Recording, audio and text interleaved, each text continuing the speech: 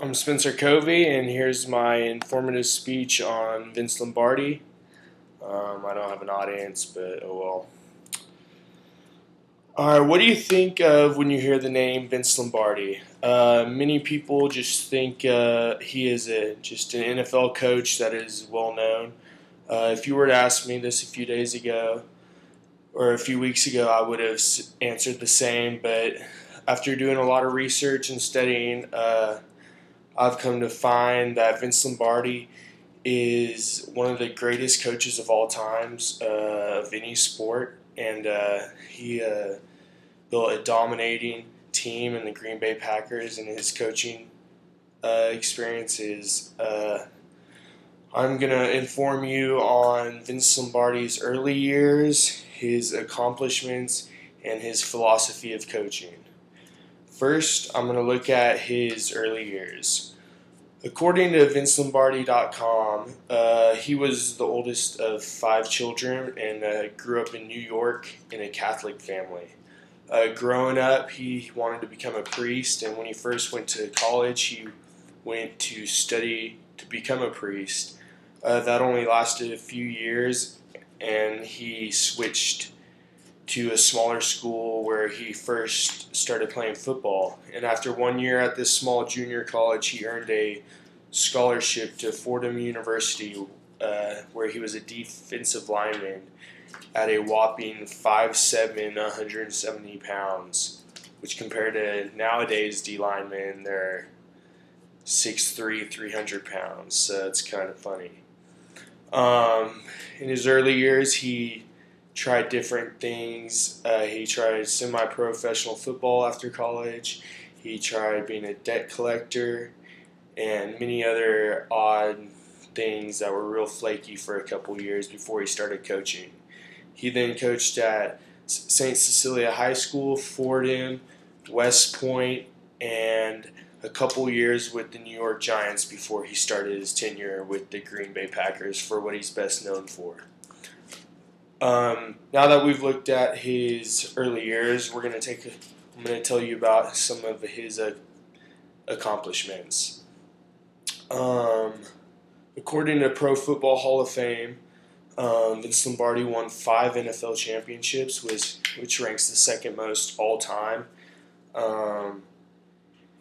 In his first year coaching, the previous year he got to Green Bay, the team went 1-10. In his first year coaching, he turned the team around to 7-5 season in 1959. The next 8 seasons, the Packers dominated, winning 6 division championships, including 5 NFL championships, which included Super Bowls 1 and 2, according to the Green Bay Packers official website. He also the NFL Super Bowl trophy is also named after him, the Lombardi Trophy, which is pretty cool. And Vince Lombardi is also in the Pro Football Hall of Fame as one of the greatest coaches of all time.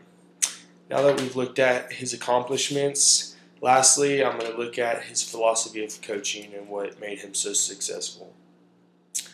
Carroll Dale, a former player of his, said in The Lombardi Legacy, 30 People Who Were Touched by Greatness, which is a book about Vince Lombardi, that he was a motivator and almost like a drill instructor in the Army, and that he could have motivated anyone. It didn't matter if it was just football or it didn't matter what it was. He was just a great motivator.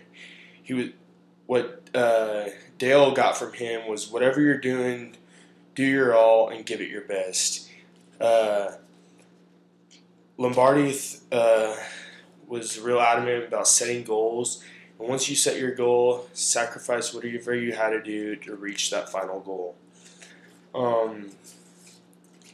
Another thing,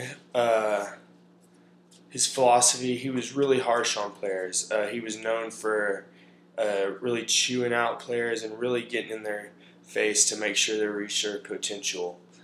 This is something I don't know if I really would have liked as a football player now, but I mean, obviously it worked, so you can't argue with it.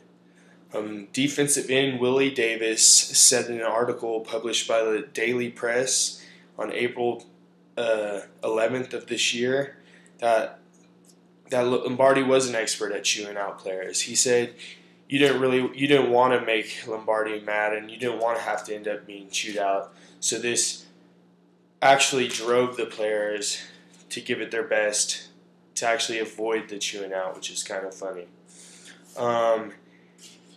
In conclusion, I do believe Vince Lombardi is one of the greatest coaches of all time, and it doesn't matter what sport. As I've talked about his early years, his accomplishments, and his philosophy, there's a lot of stuff we could learn throughout these different times of his life. I hope you have taken away some interesting facts and important aspects of leadership that Lombardi showed out of this speech. Thank you.